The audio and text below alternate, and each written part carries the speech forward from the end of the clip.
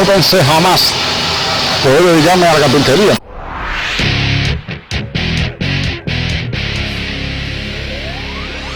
La vida me fue llevando por diferentes caminos y este es uno de los cuales, bueno, ya pueden ver, aunque era algo que de forma u otra manejaba en la carrera desde el punto de vista de la esculturas en madera, tallas en madera.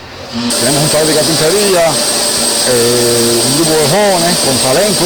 Aquí, bueno, hacemos una serie de producciones y servicios, mobiliario de oficina, puertas, ventanas, escaparates.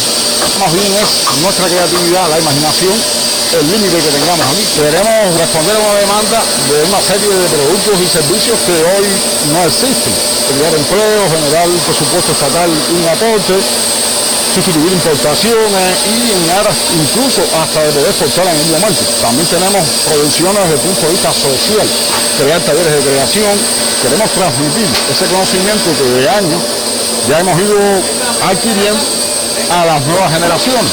La idea realmente es ser parte de la solución, ser inclusivo, proactivo.